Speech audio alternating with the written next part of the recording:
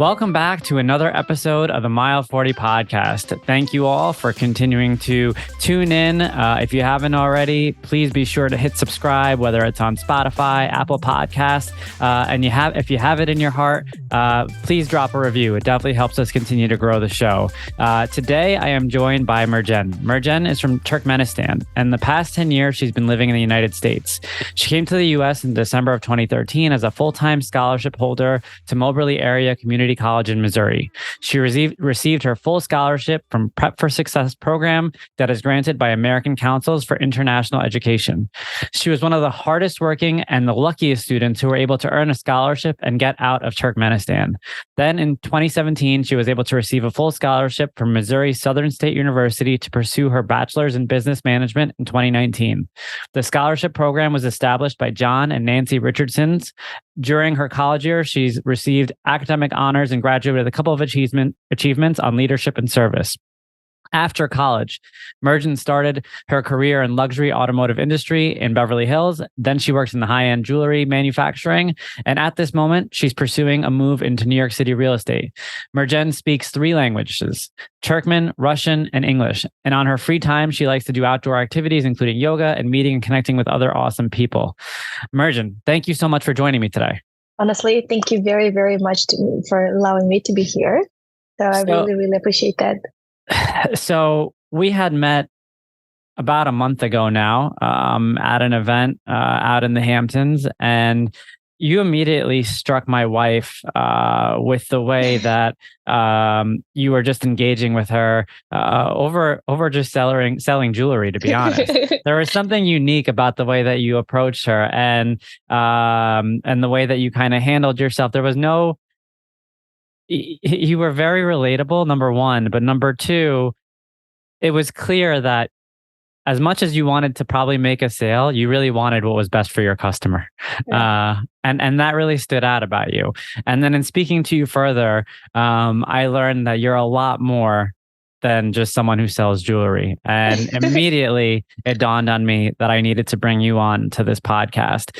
And so the first thing that I want to ask you is, you had mentioned to me your background from Turkmenistan. And to your point, not a lot of people here, including myself, when we first met, knew much about where Turkmenistan was. Probably couldn't point it out on a map if we had to. And furthermore, we don't know much about what goes on inside the country. Can you just give us a little bit of background with regards to where you're from? Yes. Well, I'm from Turkmenistan. It's a Central Asia. One of those, people say here in America, like one of those Istan countries. But I always let people know that like the word Istan means a land in one of those old languages, which I don't know exactly. But and Turkmen means my nation. So I'm Turkmen by nationality and by ethnicity, and also Istan is land. So it's land of Turkmens, land of Afghans, land of Kyrgyz, geographically, we're located north of Iran. So I'm like maybe 2-3 hours away from Iran, like Tehran. We can go through the mountains and everything. Where I grew up, it's a very beautiful place. We have mountains, we're 70% desert, and we have Caspian Sea, which is biggest lake, I think, in geographically. And growing up there was I'm grateful. It was one of the coolest things. It's always, summer starts in the middle of April. It ends in the middle of October. But then we have a little bit of fall and a little bit of spring, and then a little bit of winter. Got it. So, yeah.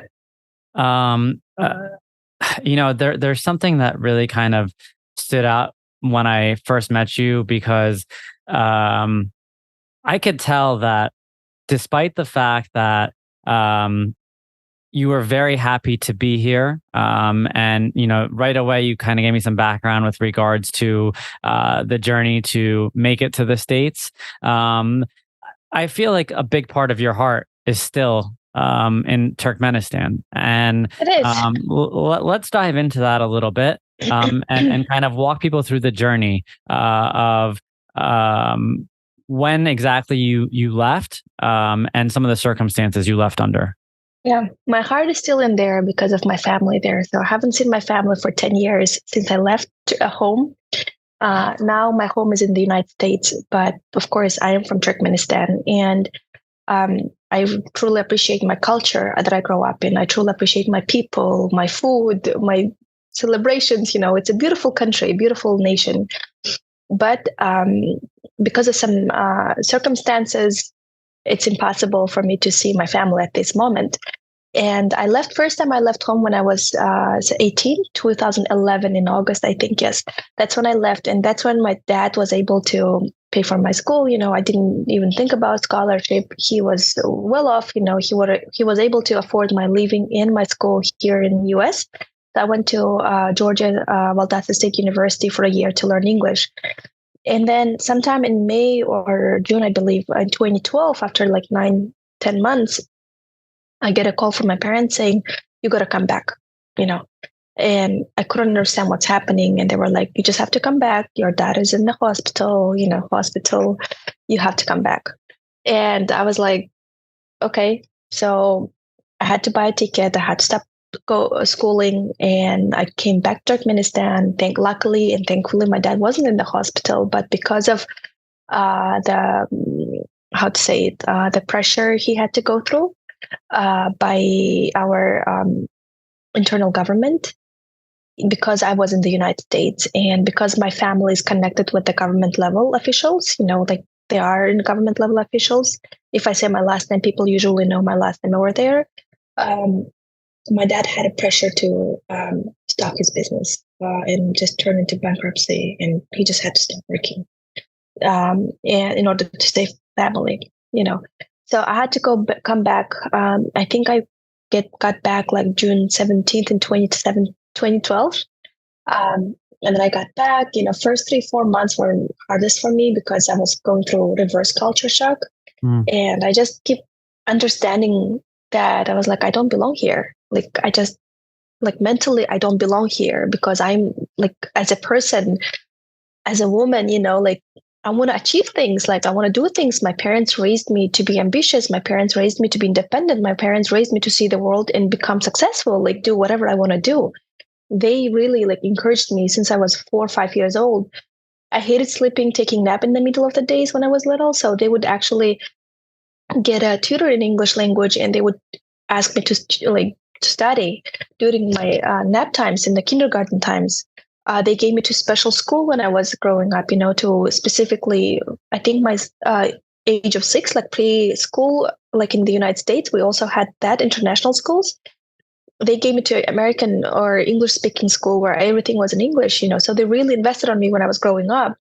And so when I got back in 2012, I couldn't understand. I was like, wait, like, even though I've been in US for a whole, like, less than a year, I still saw the difference of opportunities, and I saw the freedom of like being myself, I could wear what I want to wear. Like, I could be myself. I can still be that bubbly, happy person, because back home, as a traditional Turkmen woman, you have to be in these walls, like you have to act a certain way, you have to dress up a certain way in order. It's like a shame and honor culture. So you have to be following and be respectful towards your parents. If I do something wrong, then it's going to be my dad's honor goes down. My dad's respect in among people goes down.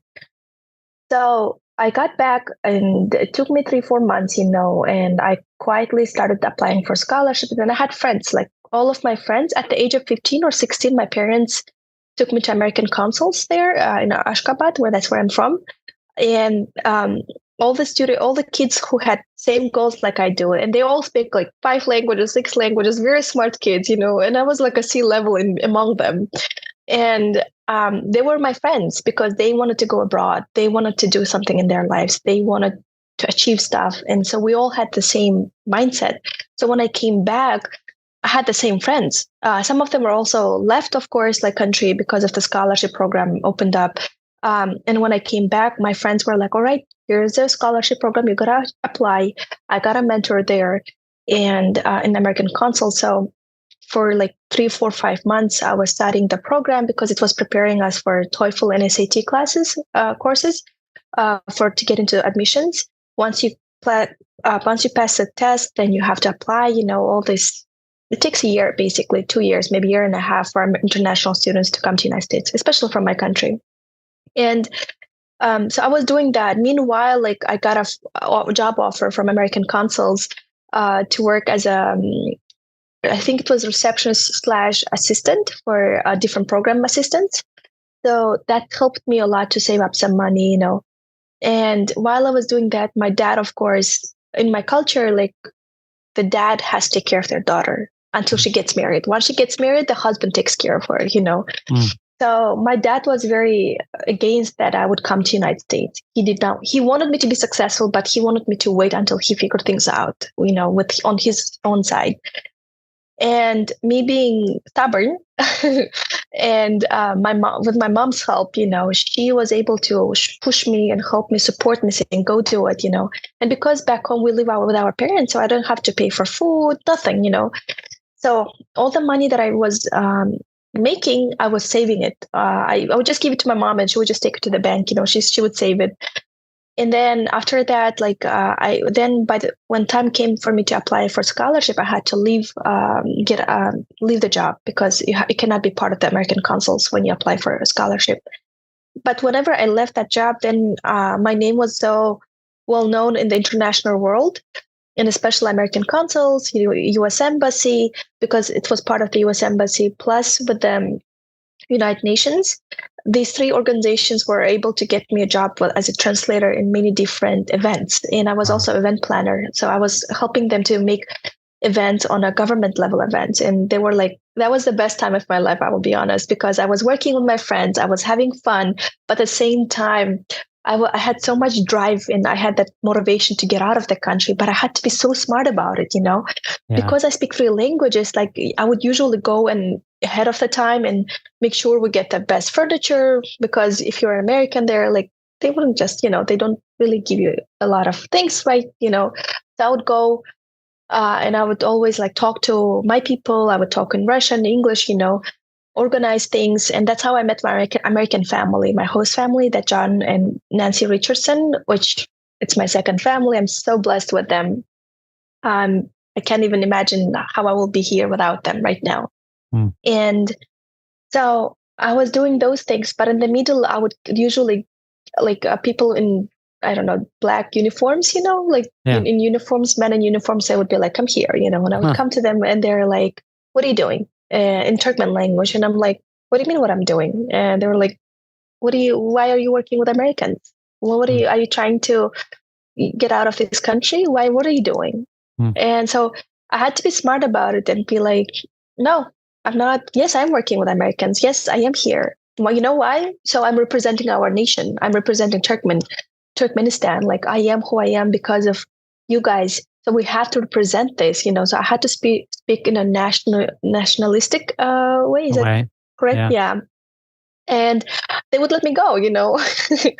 But then I think in 2013, sometime in October, I believe, after all the events were gone and everything, you know, done, October or November, they started like investigating my family, you know, like we start hearing phone calls. Let me pause you really quick because you gave a lot of very good information. And I want to make sure that the audience understands the political landscape in Turkmenistan. Can you give us just a breakdown in terms of what kind of government is it? You know, you mentioned even the expectations about being a woman living in a box. And I remember when we spoke before this, I asked you, you know, is that because of religious influence? And you had mentioned to me, not necessarily. So can you, just so the listeners get an understanding here, give us a little bit of insight into what the Turkmenistan government is and where the influences come from? Sure. So basically, we were part of the USSR until 1991, I believe. That's when the USSR broke down. And until then, we didn't have a religion. We didn't have anything. It was clearly once Russia got us, you know, we lost our religion. We lost our culture. Basically, we had everything what USSR told us to do. Then we got our independence in 1991, I believe. And then we got our we became neutral country, I think third country in the world in 1995. And after that, we started, our government started, which was a great thing, like we started developing our native language, we started developing our culture back. But we never became like a Islamic State or anything. We consider ourselves as a culturally Muslim, because back home we have Christians, we have Jewish, we have some. There's not a lot of population, but we do have some Buddhism there too as well. So we'll have like a lot of different religions and different beliefs, and it's very open. It used to be a very open country when I was growing up. That's why I speak Russian, because there was mainly Russian-speaking country. Got it. But then when government took power over the whole country, from democracy, it turned out to be dictatorship. So now it's been, since we got our independence, we have been under the dictatorship. It wasn't that bad until like 2000, probably 4 or 5. That's when everything started to go down for us. And that's when I was growing up in Turkmenistan as well. Growing up there was, we still had some culture there. We still had some outer, what is that? How do you call it? Like outer world influence. We still had some, like we world was open. My parents were able to teach me education in English. They were able to do many things. We always had international people in our house because my dad worked, like his business was internationally done. And so our world was open up always, but then later on, like it stopped. So a lot of people were kicked out. A lot of people were, I should be careful what I say, but my family's still there.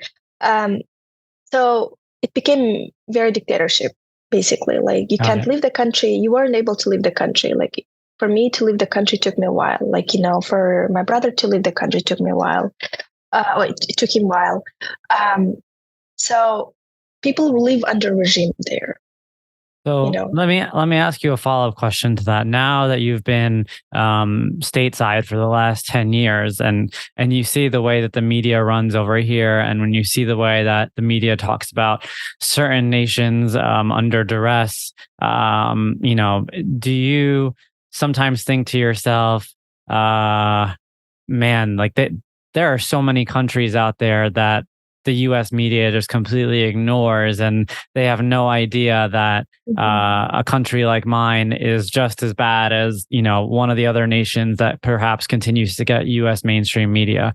And maybe that's because of like nuclear powers, and that might make a difference. No, there's nothing to do with nuclear power. I wouldn't say that media is ignoring it. Yeah, honestly, it's not about ignoring. It's just about not being able to get into it. The government, the country is so closed.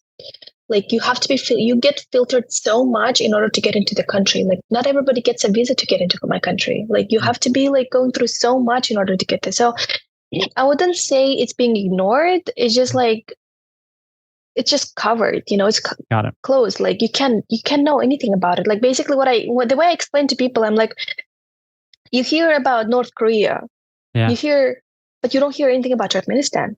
It's the same thing, Yeah. So it's not about outside world, it's about inside world. Like, and there's a lot of talks about it. I get emotional about it, because I'm like, I wish we had a chance to go back and just like get everything well done, like give the opportunities for kids, because opportunities I received, I'm very grateful for it. But unfortunately, I can't do it right now, and it is what it is, There's a lot to unload here. And, I want to make sure that we touch on as much as possible with regards to this recording. You had mentioned earlier the phone call that you got about your dad, and you got back, and that was more of government intervention at that point because you had gone to the States. Can you talk a little bit more around really the influence and how easily the government or the ruling body could dictate your family's lifestyle, not just your family, so we'll keep it more general, Anybody. The family of anyone within the country? Oh, Bishai, I have to be so careful what I say. I still have family there. And if this is not a good question, I could rephrase. I would love to respond to this question. I will be honest. Like there's so much to talk about it. Yep. And my heart is with it. but I will not. I think we'll have to pass this question. I'm sorry about that. That's totally fine. Yeah. You had mentioned to me at some point there was a notion of a potential arranged marriage for you. Yes. Let's touch on we can talk about that. Let's touch on that story and give some background there. Yes. So when I turned 17, I think, my parents were like, my dad was very protective over me, like growing up, like he never allowed me to wear Turkmen dress. Like, even though I knew how to cook, clean, you as a traditional woman, you have to make sure to please your mother-in-law, please your husband, with cooking and everything. Even though I knew everything else, like my parents never bragged about it, saying, "Oh, our daughter knows how to cook. She knows how to do these things." They always said, "Oh, she's all busy with schooling. She's a tomboy." They protected me so well growing up from the cultural expectations, even though I knew those things. And so I think at the age of 16 or 17, I went to a couple of weddings with my mom. And that's where all the moms and the sons see the girls' potential wives, like that's how you look for it. So two of my mom's friends asked my hand. Like they came, I haven't even graduated the high school, but I remember that. And they came different times. So they didn't even know each other, anything. So they came to my asking my hand from my parents, I had no idea. So one day I'm coming back, like after school, like myself, and my parents are like very sad. And my dad was like a little angry, and I was like, what's happening? I never seen you guys like that. And they were like, sit down, we have to talk. I was like, okay. So they were like, okay, so there's like two families asking your hand. And they're like, growing up, you always wanted to live abroad. So these two boys, their moms tell us that the two boys are living abroad. One is in Moscow, I believe. I don't remember now exactly. One was also somewhere in Europe, probably London or something like that. And they were like, so you'll be able to get married and live abroad. Like that's your dream is going to come true. But they were like, you'll have to follow their traditional beliefs, whatever they say. Like you will have to listen and follow your husband's guidelines, because they're very traditional families. And I was like, okay. I'm like, okay, go on. And they were like, but there's also another, and my dad didn't even stop me. He's like, there's a second choice for you. You can say no, but become who you want to become. Go travel the world, do your thing, and be yourself. But we will be able to help you out with a little bit, not too much. You're going to be on your own. And my parents knew it by then that I will be on my own. They were like, we will not be by your side, holding your hand and showing you around. You will have to be on your own. And before I even responded, and my dad was like, okay. And my mom, both of them, they're like, all right, don't say anything right now. Go to your room, take 3 hours or 3 days. It's up to you. And then get back to us and let us know what you want, I mean, I was like, okay. So I listened to them, and back home, like, we have to listen to parents, whatever they say. Yeah. So I went to my room and I'm like, the hell? Like, what is this happening? I'm like, no, I don't want to be married. I mean, I want to be married one day, but not now. So I went back and I was like, guys, I'm not getting married. Why are you asking me this question even? Like, you didn't raise me for like that. So, and I remember the joy of laughter I heard from my parents. And they were so happy. They gave me money. They were like, go to the shopping center, get yourself more new jeans and shorts, do your thing. But then that time, my dad took a promise from me. He was like, then I have to ask you a promise. He's like, if you're not going to get married now and you're going to be on your own until you graduate your university, you get your degree, you're not going to get married. He was like, I want you to stay focused. And that's when I gave my promise to my dad, saying, okay, like I gave my word, you give my word to protect me, from that. And from then, like that happened. But that was a really funny moment. Yeah. And I'm so grateful for my parents giving me this choice, because my cousins, for example, they didn't have this choice. Like they had to get married if they were asked out. Of course, like some of my cousins got married with the guy they chose, like the partner they chose. But it wasn't, some of them had to go through the arranged marriage. So it was depends on the families, uncles and aunts they chose for their children. So just so for contextual sake, how old were you approximately when this 17. happened? You were 17. Maybe, yeah. Got it. Yeah. So Yeah. for the listeners out there, right, the idea of an arranged marriage is very much alive. And it's something that Merjen is suggesting not only was brought to her, but was brought to other members of her family. And, fortunately or unfortunately, however you want to look at it, it worked out in the way that you had wanted. And thankfully, your parents were supportive of that. Yeah. Very thankful. Is there situations within the culture where the girls really have no choice? It sounded like that does happen. Yeah. Yeah. Depends on the. Sorry, go on. No, go ahead. No, go ahead. It depends on the families, like, so basically our back home basically divides into three, in my head, and this is my observation, divides into three categories. There's a category number one. It's very traditional, like super traditional families where girls wear long dresses, clothed, like very like no voice, only yeses. There's no no's. And then there's a second category where they're half modern, half traditional, which I grew up in that family where my mom was traditional and my dad was like modern, like open-minded. I wouldn't say modern, like more of modern, open-minded, And then there is like a third category where my friends all of my friends, they all grew up in a very open-minded families where their parents allowed them 24/7 freedom. Yeah. So even though my mom and dad, I'm so grateful that my dad grew up in Russia when he was little. That's helped him to stay open-minded, so that, and my mom was also wanted me to be successful and she wanted me to see the world because she couldn't see it because she lost her dad early age and she had to take care of the family with her mom and everything. So she wanted me to go and do things because she couldn't do it. But at the same time, she was more of like a traditional view. Like she helped me to learn and appreciate the traditions. And then my uncles and aunts, like the same family, same kids, but they're more traditional, more super ground level, hardcore traditions, How much does wealth play a role in all of this? Meaning that when you think about it from even like an arranged marriage perspective, do you ever see people marrying up in terms of wealth, or is that common? And is it, for instance, forbidden to kind of cross wealth lines? Oh, you mean the classes? Yeah. I don't see any classes there. I think as long as the girl is from a good family where the father and mom is there, they have a big respect in the whole area, city, town, whatever the girl is from. If she's from a well-respected family, which I was, like both of my parents, from very well-known families, and as long as she has a good reputation among people.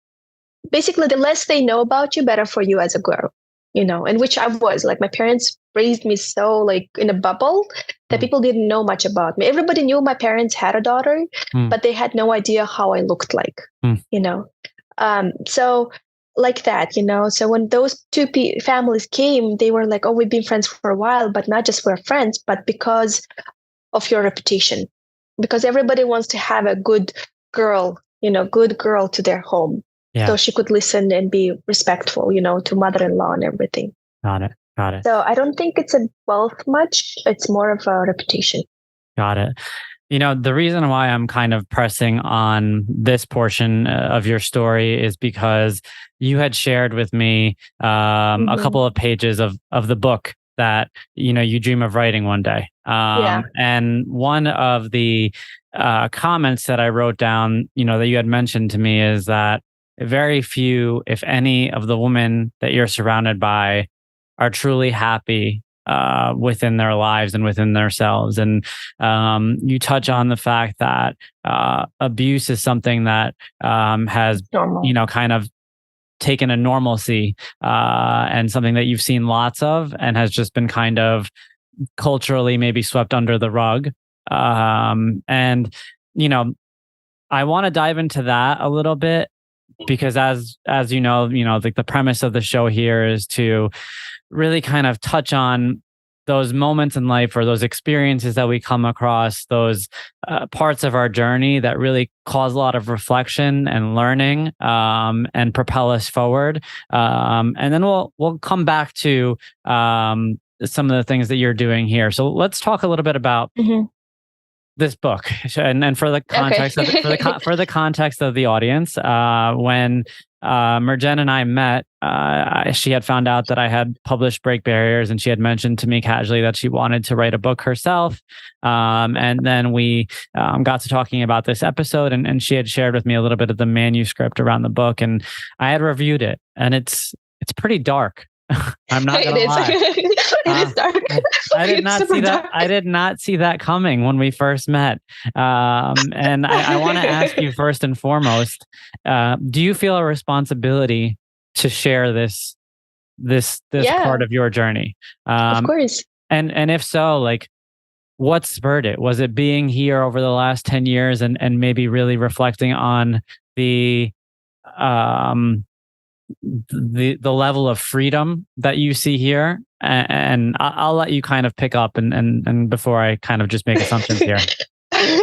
I'm really excited to share about this because I think like I'm getting closer to my mission and this why I came to this world, and the more and more I'm learning about it, the more I'm like, oh my God, like I do want to help the women and children and men eventually to open their mind and say like, hey, you are like, this is your life and you're the only one who decides how to live this life, because I'm so grateful. Like, I don't know how, but I think I'm the only one from my family, from my my parents and their brothers and sisters and my grandparents is the only one who broke the barrier and actually left, I mean, I use the barrier because I appreciate that right there. So like, I'm the one who actually broke through and I said, you know what, if you guys, I'm leaving, I don't care, whatever you want, and I'm so grateful for that. I mean, my parents raised that inside of me, and I have that fire inside of me who helps. And I really hope one day I will be able to give that, whatever the blessings that I have received, I hope I will be able to influence other young people saying, or even older people like saying, hey, like open up your mind.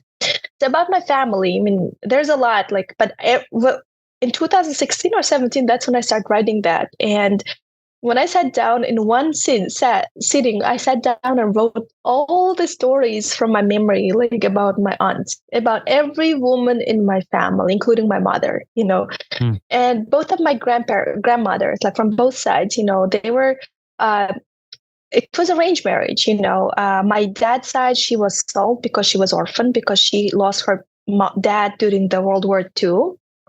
And then her mother, I think, left or maybe she also lost. I don't remember the whole story right now, but she was orphaned basically. And she was given to my grandfather because my grandfather was from a very wealthy family, not wealthy family, but what is that called? Well-educated, good family, well-to-do, middle class. Yeah, well-to-do family, yeah.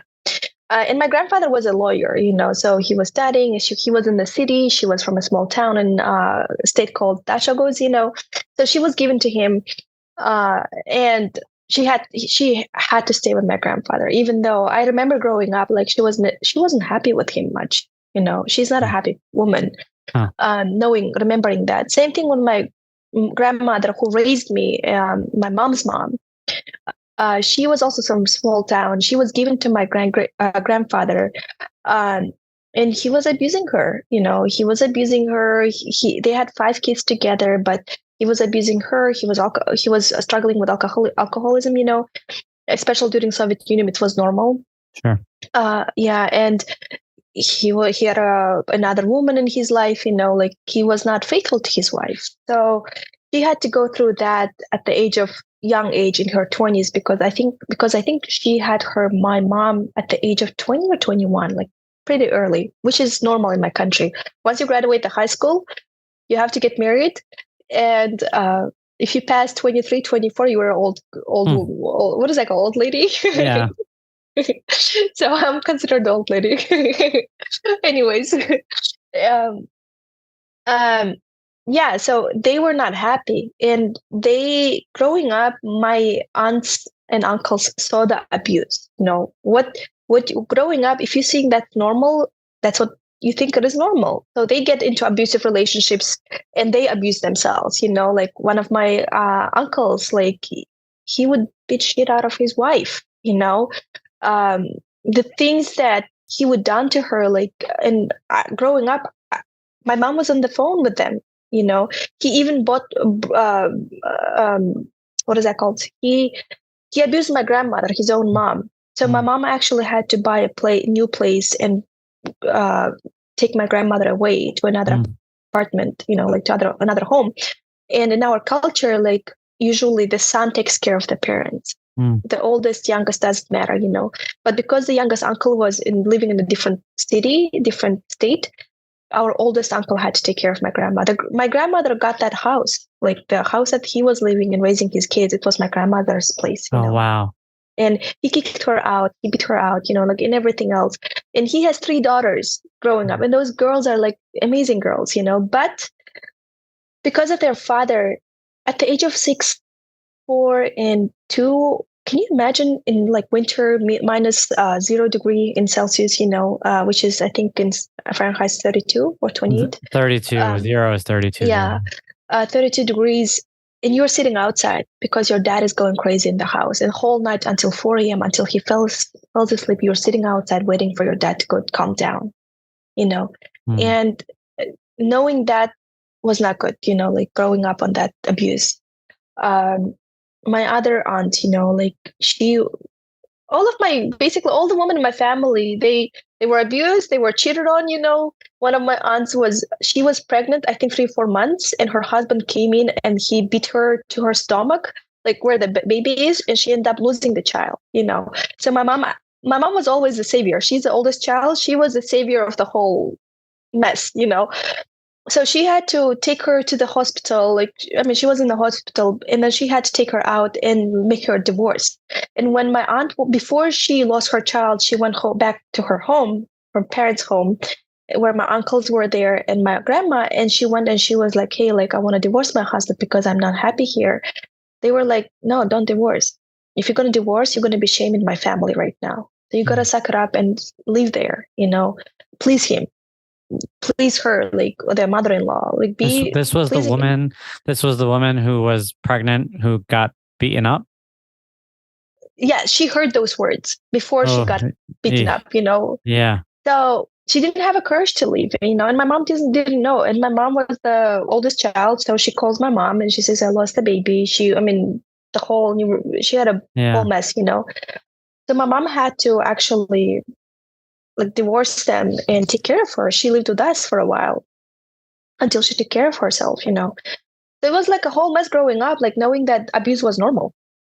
That's what we thought. And what they say is back home, even my dad told me a couple of years ago, saying that, as long as the guy doesn't smoke, doesn't drink, he should be fine. And I was like, what? As long as you don't smoke, you don't drink, you're good.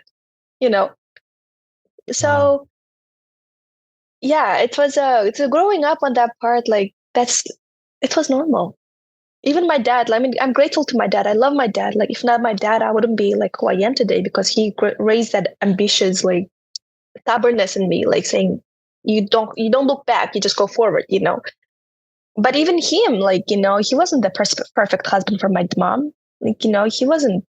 My mom wanted to divorce him several times, but unfortunately she couldn't because she didn't have a support. She supported everybody, but nobody supported her. Yeah. So yeah, like this is really, I appreciate you sharing all this and going into details about it. And, as a father myself, just kind of thinking about this it's really, it's wild to think about, growing up in this kind of situation and thinking about a young girl having to, in your own words, sit outside in 32-degree weather, while her dad lets it all out, and that becoming the norm, and then society telling you essentially that you have no choice, just because of this, perception of honor and respect. It's absolutely like it's mind blowing, but it's also very insightful to the audience here to understand that we're living in a unique opportunity where we don't have to deal with this here. And again, your book is extremely, it goes really in depth. And it's graphic in a sense, with regards to your experience. And my question is it a societal thing, or was this something within your family? Yeah. Okay. I will say one thing: I never been beaten or abused, so Yeah. I'm good. I raised in my dad took care, like he never did that to me. But I think it is growing up. I mean, I saw it. Like even this morning, I was getting ready to come here and talk to you, and I remember like when I was in the kindergarten, my nanny. Do you call it nanny in kindergarten? Yeah.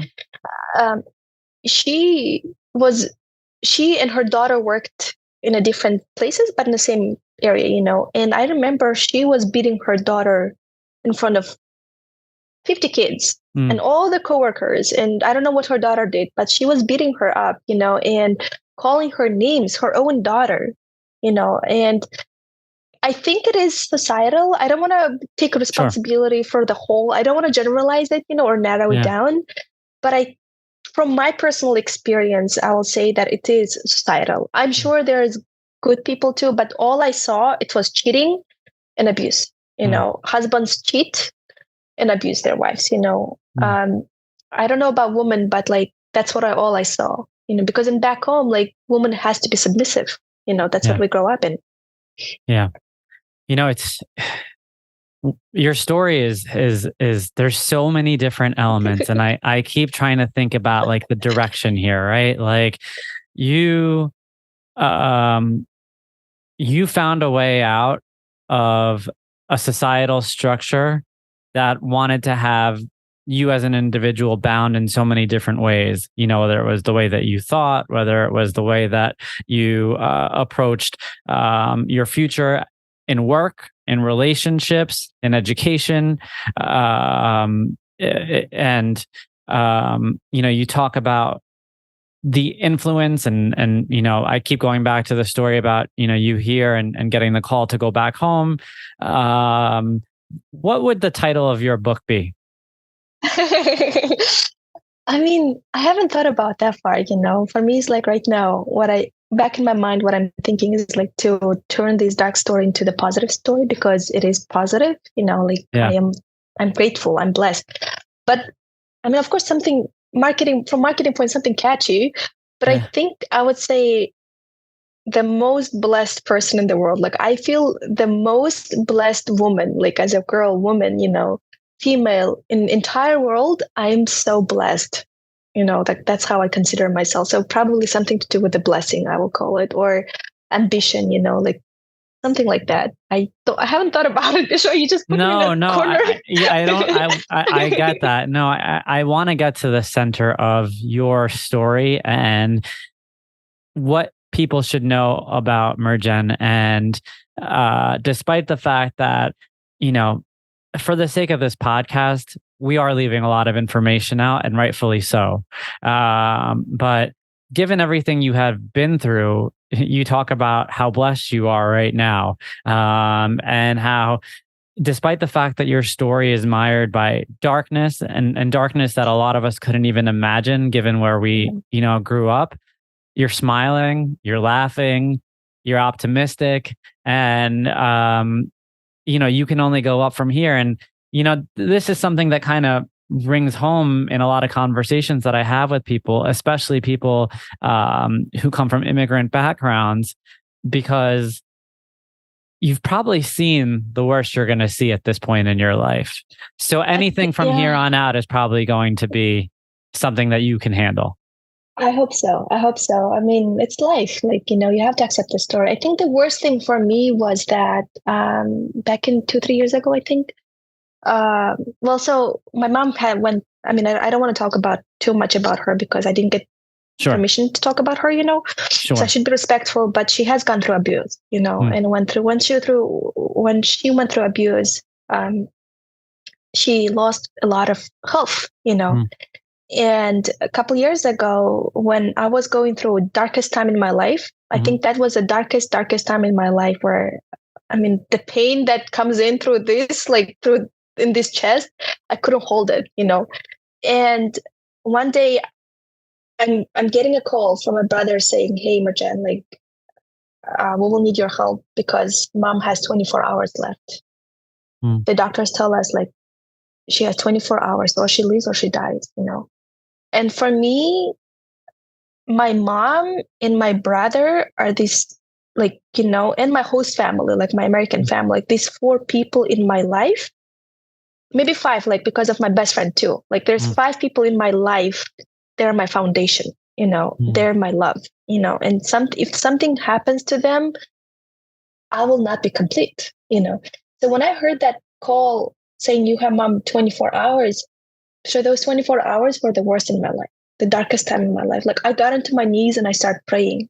I called my people that I knew and they sent me prayers. You know, I was like, I don't care. Like I need something to hold on to because I'm losing myself right now. I'm just ready to leave myself this world if my mom leaves because there's no reason for me to leave, you know. And that's when that was the hardest part. And thankfully, through my friends, through connections, I was able to send money to home, you know, and we were able to save her life. But that was the lowest. And now, like when I go through stuff, when I go through life, it's not that bad because I know one thing: everything passes, and this is gonna pass also, you know. And I have a bracelet that I didn't wear it today, but like when I go through something, when I was working for Diamond District, like I was doing engraving. So I wrote in this bracelet, on top of it, I wrote sunrise because I like sunrise. I'm a morning person. But on the other side, I wrote in Russian language saying, everything passes, this shall pass too. You know, and every time when I went through struggles, I always, it's right in my wrist, you know, like I always look at it and it helps me to go through. It's a reminder that I'm not the only one who goes through these things. I'm not the only one who struggles. I think everybody has their own journey. Like we come to this world to go through what we go through.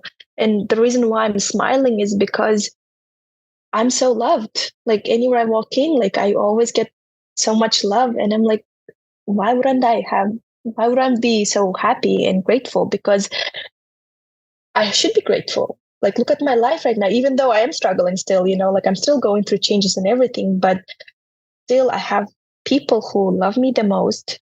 And if I tell them today, like, hey, I'm changing, when I changed like literally in the middle of May, right before we met, I quit my job. I came to work. It was a toxic place. I went through something and I went to my HR and I said, I'm putting my 2 weeks in, you know. I didn't have plans. You know, like nothing. And once I made that decision, I made that decision on my emotions, you know. Yeah. And I called my mom. I called my host family. I called my best friend. I was like, I'm quitting. And they were like, all right, we're here for you. You know, and I'm like, who has that chance? Like, I'm so grateful for that, you know. Yeah. And as a how to go, it's a blessing, you know, feeling loved, feeling cared. Like if right now, if I pick up the phone and call one of my friends, close friends, and be like, hey, I really need your help, I know they will show up for me, you know. But in order to understand that, in order to go through that, I had to go through a lot of darkness of understanding who are actually people care for me, you know. Like 3-4 years ago, I cut off a lot of people from my life. I literally cut off. I moved even to New York, you know. I just wanted to get rid of the people who are just taking in from me and not giving me back, you know. So I got to the point right now, I don't talk to anybody. I only talk to my people that I know and that I care for. Yeah. Yeah. Sorry. What was the question? No. That was so beautifully said. I definitely did not want to interrupt you there. And I just love listening to you speak because I'm thinking a couple of things as you say this. You know, I don't know if you think about being a mother one day, but if you do, you are going to make a wonderful mother. Thank you. I can tell just based on, you know, how you are taking in some of these life lessons and how you are positioning them for yourself. And I can only imagine that kind of influence on a child one day. I hope so. Your I hope so. your perspective is deep. Thank you. And the way that it drives you right now is something that, you know, I respect a lot. And another thing is, you know, you don't really talk about this, but I will. Your strength, like you have a resiliency and strength that I don't think has been really even put on display throughout this recording. You know, you're not, you know, you're not intimidating by look, but inside you're definitely a tough cookie, like to say the least. I don't think anyone I don't think anyone would presume it, but you're not someone that anyone wants to mess with. Yeah, I know. Now she's laughing. And that's because again, because you know how it works, right? Like you've seen manipulation, you've seen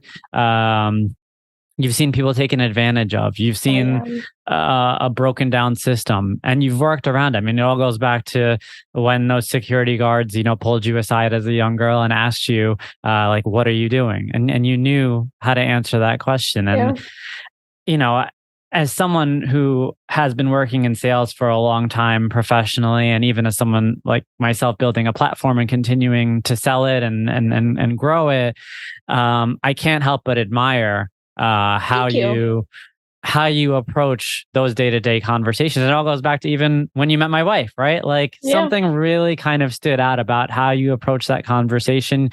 It was around the perspective of, you know, there are grander things in this life than the immediate sale or the immediate satisfaction. And that stands out a lot because you have many reasons to dwell. You had many reasons to give up. You had many reasons to walk away. And honestly, to live the life that perhaps others wanted to influence you to live, but you keep pushing the envelope.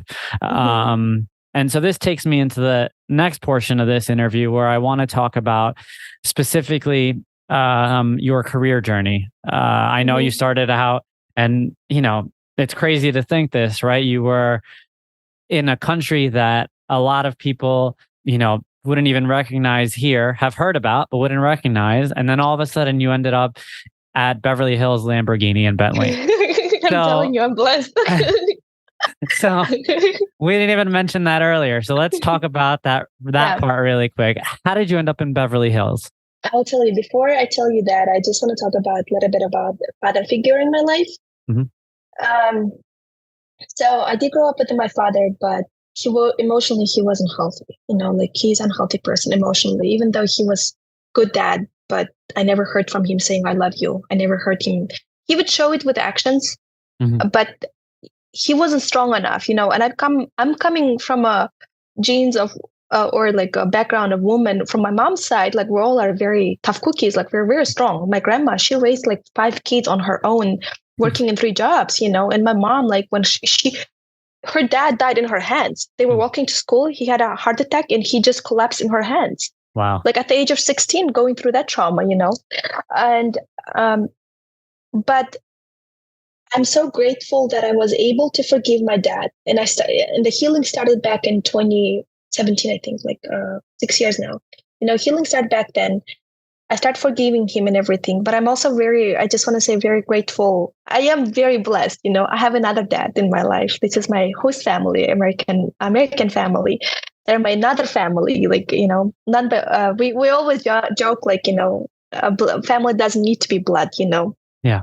It has to be heart, and they're in my heart. And this person, he messages me twice a day saying good morning and good night. And he says, I love you. And the way he loves me, the love that I receive, sure, like I'm so grateful. Like I can't imagine without him anymore, you know, like because like the love he gives me and his wife Nancy, the love they give me, like the love they share with me. And why I'm smiling today is because of them, you know, because they are there for me. If, oh my God, if I don't message them, have a good night. Sometimes I forget, or sometimes I fell asleep beforehand, you know, exhausted or not in the mood. I just feel so guilty because they're worried about me, like, and it's like, it feels good to have people that really care for you. I think that helps you to stay positive, and that helps you to keep going. And at least for me, like, that helps me to keep going forward, because I have these two people who is right here. He's my home. They're my home. Nancy's my home. If I ever need to, if I change my mind, if I need to go home, I can go to LA. Mm. So that's what it is about my career. So how it started. In 2019, I graduated. I graduated late school because of a lot of reasons, But I graduated at the age of 16. 26. And I moved to LA because my host family, the Dr. Richardson and Nancy, they were like, well, we have a home for you. Welcome to LA, So I was like, okay. I moved to LA, and I didn't know what I was doing. I was very new graduate in the United States, another country, my visa issues, like I was waiting for my work authorization, all this dealing with UCIS is another, story. And they invited me, but I was applying for jobs, but I didn't get any luck, and I didn't know what was happening. So what I like about them, they always push me to get out of home, to get out of my head and do something. So I signed up to this, what is that called? I don't remember the organization, but it's a volunteer organization where you go and build houses for the families who need Habitat for Humanity? Yes, that's it. So I started volunteering, and I'm a very handsy person. I like doing things. I'm very artistic about that. Like I like doing those things, building, and my brain is very happy when I do that. So I went there, and I was just like helping, and their friend from church, her and I was doing it together because she was going there, and after working all day together and talking, she was like, "Hey, like I have a friend who owns this the company that helps you to get jobs. What is that? I don't remember the name of it right now, but Okay. Like a recruiting agency? Yes, recruiting agency, but part-time, it's Okay. not full-time.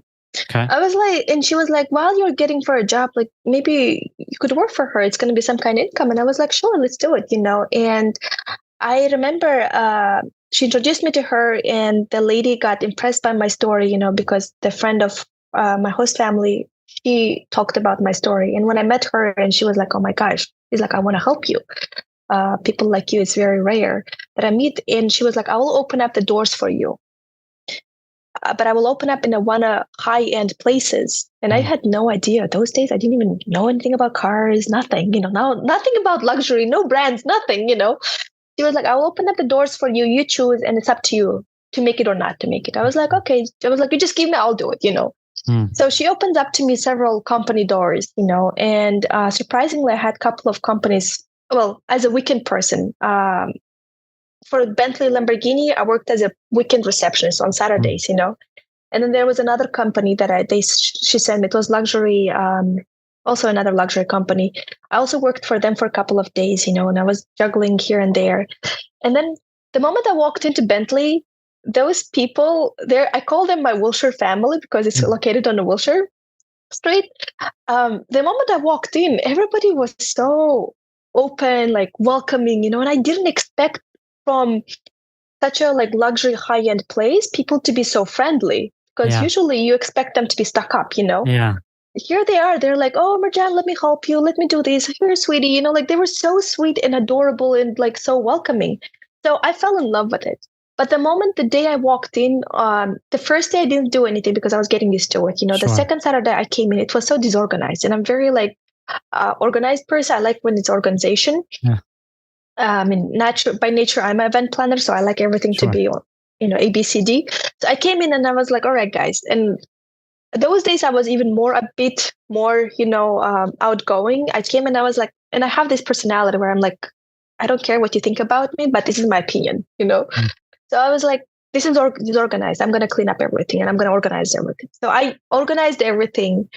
And then by the end of the day, the Bentley manager, Adam Garvey, he's my heart. He walks out and he's like, I want to hire you, or maybe after 2 weeks, I don't remember. He was like, I want to hire you. And I was like, oh my God, I'm like, Adam, I would love you to be hired, and he ended up hiring me for the job, And then after a while I was like, hey, how about if we switch my job to sales assistant. So I never did sales in cars, but I did assist them. Sure. For car delivers, and that's where I learned all these brands. And Beverly Hills opened up to me in a very cool way. In a very I saw all these 1% of the world, how they live and what they do. This sounds like a movie, to be honest. I mean, again, it really does sound like a movie. And it was a cool experience. I was driving Bentleys and Rolls Royce, and I mean, the only thing they didn't trust me to drive it was McLaren, so I didn't get to that point. Everything else I drove, and it's just a joke. I call him my mentor. His name is Sander. He's one of the best sellers. He used to take me to deliver the cars and everything. And one day he let me drive one of the cars. I don't remember what car was it. But then it was like mechanic, where you have to do, and I don't know how to drive mechanic car. Yeah. And he was like, I made him so mad. He was like, Merjen, he's like, this pandemic happened just for you to learn how to drive in LA. That was the best joke I ever heard about, That's about so pandemic. So I'm so grateful for that, but I had to leave that job because I had to update my visa, in the middle of everything in pandemic, and laws changed, everything changed. Then I end up, the general manager of the company, he decided to move to Texas, open his own dealership and own businesses, and I kind of was like, all right, I was like, I'll go with you, and ended up working with him here and there, helping him, and I ended up building the whole dealership with him, which was a fun experience, which I lived in Texas for a couple of months, But then I realized that I wasn't ready for his type of personality to work with. And that was like one of my darkest days in my life, and the things that I had to go through was very emotionally hard.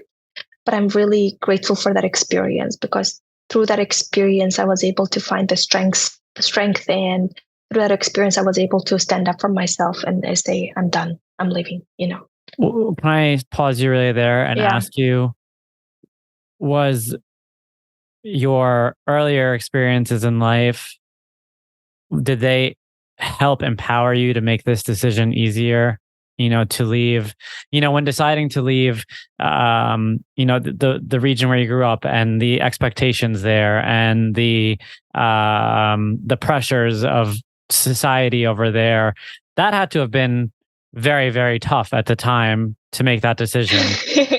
Did that help make this decision a little bit easier? Making the decision of leaving the country was not a tough decision, to be honest. I'll be honest, because that was something, it was illusion. It was delusional. I wanted to do it. I was that 18-year-old, rose, what is that called? Rose-colored glasses on. I want to see the world. I had that ambition, there was no tough decision.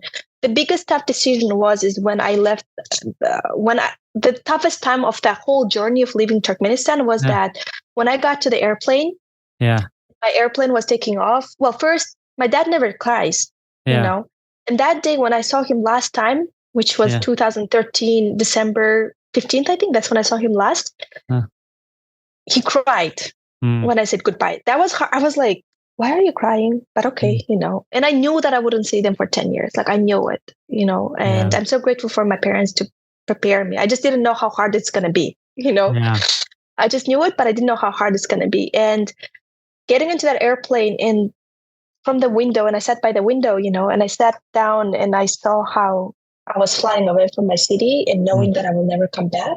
I had one tear coming down saying goodbye, and that was a toughest time, I would say, but it wasn't that tough.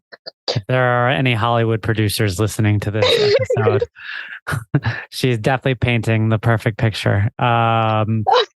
No, I let's go back to Texas and then making the decision now to leave that that professional relationship.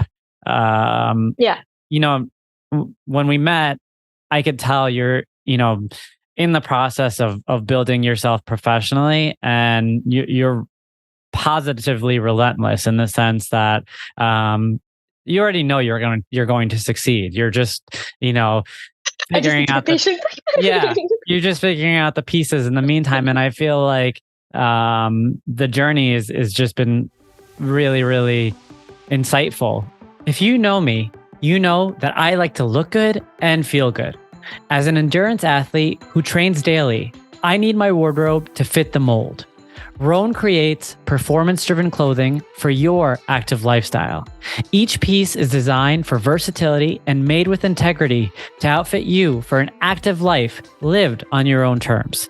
The Rhone promise is to help you move forever forward.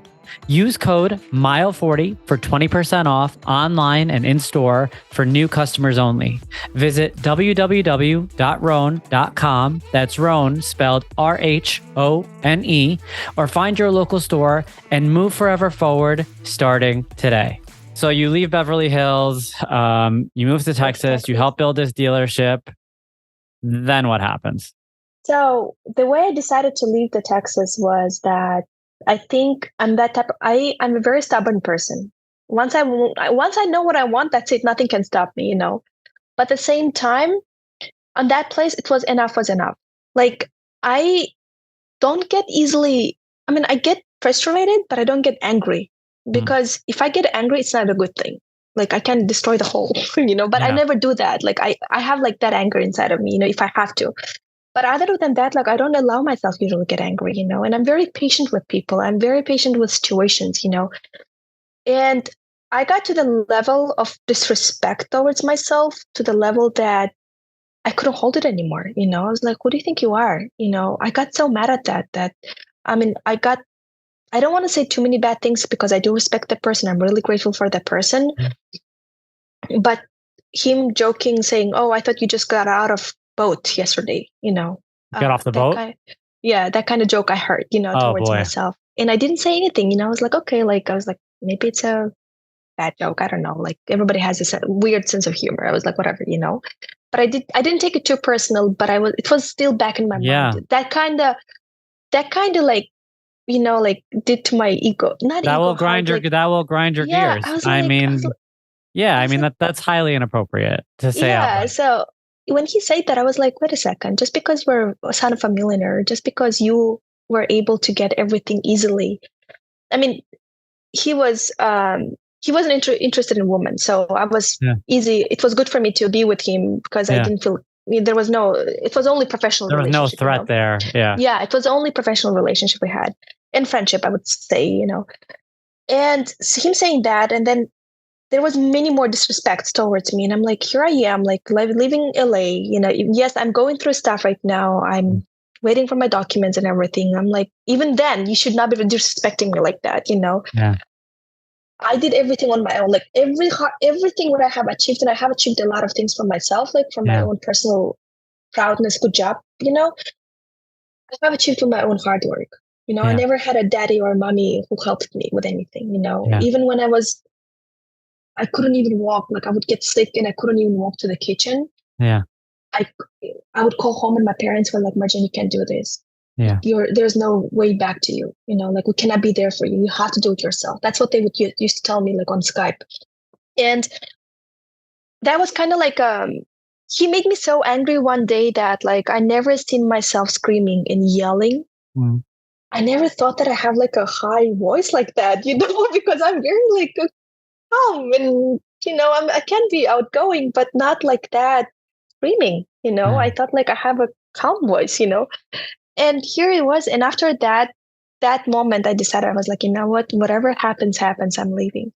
And I was buying a ticket to LA because I have a home in LA, but in that moment, my best friend called me and she was like, why don't you come to New York? You can get a job here. Stay with me. She's like, I have a bedroom. So grateful to my best friend. She was like, buy one-way ticket and you can always go back to LA. I was like, you're right. So I left a lot of winter clothes. I only came with one suitcase, I think, and one bag. I left all of my clothes, everything. I only brought summer clothes to New York. And she was able to find me a job. I mean, while I was staying with her 1 week, 2 weeks, 3 weeks, and everything, she was able to get me a job interview in Diamond District here, because she was like, well, because I do sketching of clothing and jewelry here and there. And I really was into, like, I have a lot of like dresses and sketches and everything. I haven't posted that yet, or I haven't showed it to anyone yet. And she was like, "You're into artistic stuff." She was like, "Why don't you go to the jewelry place? Like, and you're good at sales." She didn't know what was the job. She was like, "Just go and check it out, you know." So I go to this interview. I walk into these two guys in Diamond District, and I had no idea, you know.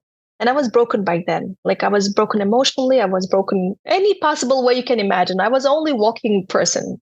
How are you doing financially at that point? Horrible. Huh. I was negative 600, negative 1,000. You know, I was in a horrible situation you can imagine, because all of my savings, all of my money was gone to my family. Well, not a lot to my family, but to my documents as well, you know. Yeah. And living in big cities is not, and not when I worked cheap. and when I worked in Texas, it wasn't like I didn't get salary much, you know, it wasn't salary based. So yeah, I ended up getting a job in Diamond District, and we were making jewelry for Harry Winston. So I learned the quality control part of jewelry for Harry Winston, and it was like, here I am working again with the luxury stuff. You know, it was like interesting. You know, it was like, this is a really interesting thing. Like, I attract luxury into my life. You know, but then I left those guys last year summer. And I was thinking to move back to LA again. So I went back to LA just to see how, because I still have my stuff there too, even nowadays. Yeah. And I went there to spend some time with my host family for a month and stuff. And then the company, advertising company, called me, and they contacted me. They said, "Hey, we want to hire you. Like, can you go through interview?" And I started going through interview, and then end up getting the job here in New York again. So my decision was like, wait a second. Like, every time when I'm trying to go to LA, something is holding me in New York. Yeah. Yes, I was like, like, New York City wants me to be here. And I'm very like connected to myself. I'm very like understand, like, and now I'm really working on my understanding fully my body, you know, because our body and mind and spiritual, everything is connected. So I was like, like, my body says yes to it. Like, my mind says yes, my heart says yes to it. So let me do it, you know? So I started doing that job, and then I wasn't happy in that job because it turned out to be a little toxic there. So in May, I quit that job. But for past 3 years, I have been searching deep down, saying, Merjen, what do I want to do in life? What is it that I have passion for, you know? In the past 3 years, I have been evaluating on what are my strengths and what are my weaknesses. And throughout the different jobs, I figured out my weaknesses and my strength. And my strength was selling. I love selling. And not selling just to make money or something. Selling it's fun. It's like a dancing, you know, like you get to know people. And like, as you talked, I connected with your wife, Christine, you know, I love talking to her. I was like opening up my life to her, you know, when I would talk in her background and everything, you know, it was a lovely, like, I always meet wonderful people, you know, so I love selling. And I was like, what do I want to sell? I was like, cars. No, I don't care about cars, you know, even though I do care about fun part, but no. Jewelry, it's great. I love it. That's why I cannot leave the jewelry company that I work for, Lovewell, you know. But I was like, I think really said it is, like, because I don't want to be just selling, but I want to be selling and renting and helping people to find home. Because deep down right now in this part of my life, at this moment in my life, I'm missing home. You know, I'm missing a place that I belong to, you know. And I was like, that weakness, or I don't know, the soft side of me that really, really wants home. I can use that as a helping other people to find a home, other people to find happiness, you know, through their home. So now I'm waiting for my test results. I hope I'll pass it. No, that's really beautiful. Yeah. Thank you. Yeah. I mean, look, the story comes full circle, and it continues on, because I think your story is far from over. And I think there's going to be a lot more positive impact along the way, because you learned too much not to share. You learned, I have to be careful. You learned way too much throughout your life's journey, through your personal experiences, not to be able to positively impact, you know, those who you come across. And you know, a lot of times I ask people who come on the show, you know, if there are any main sources of influence, whether it's people they've come across, whether it's books that they've read. I don't necessarily want to ask you a question like that, because I feel like you've continued to inspire yourself as you continue to uncover more and more about who you are and where your strengths lie, and really doubling in on your areas where you can drive impact for yourself and for those around you. I asked you about what you would name the title of your book, and I wasn't expecting an exact answer, but I keep going back to the fact that you really are looking at these darker moments as inflection points of opportunity. Yeah. And yeah. Go ahead. Sorry. No. I think the darkest part of our lives is the moment when you actually get to know yourself. Like, I got to know myself, and truly today I love myself. Like, I care for myself. I like myself. I am my best friend. I'm such a extrovert, but I can be also such an introvert because I don't mind going and spending 5 hours with myself. And I love that. And if I don't do that, I feel like I left myself out. The darkest days of my life helped me to know who I am, helped me to find what are my values, helped me to understand what kind of partner I want by myself, what kind of friendships I want by myself, what kind of work family I want to have. Right now, I finally found and met these people. And I'm surprised in real estate, I work with wonderful people. They really want me to be successful, and I'm looking at that, I'm like, oh my God, I'm so blessed to be here, And through that, I think the darkest times help us to understand and shape us who we are. It helps us to understand who we are here by heart, what are our values, and what do we want in life, because now I know what I don't want. And I know, and through that I don't want, I learned what I want, what I want: family, I want home, I want successful career, like friendships and connections, I want to be able to impact the world. I want to be, hopefully one day, like I always say to everybody, and I think it's my first time speaking out loud to a lot of your listeners.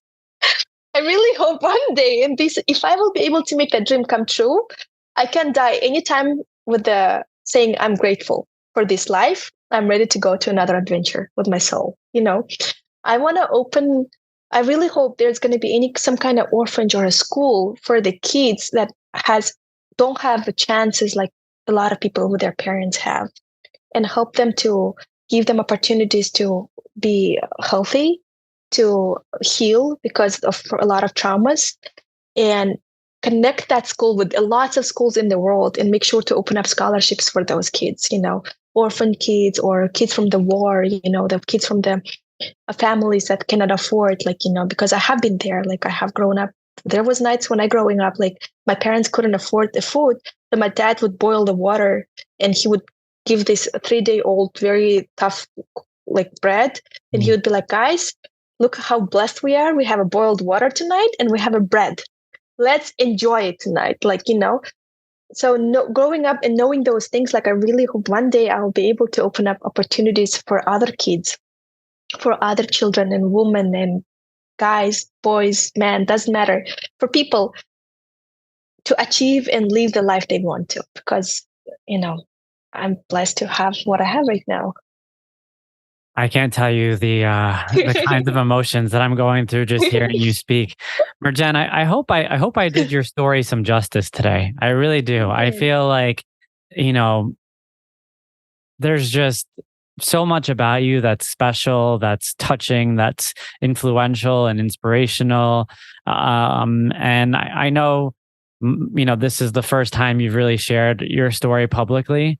And I sincerely hope that, Mile 40 did a good job of helping the audience understand how you shaped yourself to become the person that you are, how you've really reflected on the darker moments in your life and turned them into moments of hope and, ambition, and not only ambition for yourself, but ambition to make an impact.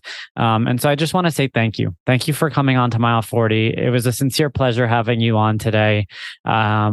I have no doubt that, there's just so many takeaways from this. And this is the type of episode that people could listen to over and over and over again. So thank you for coming on board. Really, really, really thank you. I really want to appreciate I mean, when I met you, I didn't even think about all these things. I was like, oh, you write a book. I was like, I need someone who helps me to write a book. Thank you so much for having me here. It really helps me to look like from outside to my own story. So thank you for helping me to reflect on it. And I really want to appreciate also that note card you sent me saying, welcome to the Mile 40 family. Yes. I really, really, really appreciate that. So I'm looking forward to be in touch with you and meet your family again. Thank you so much. Thank you.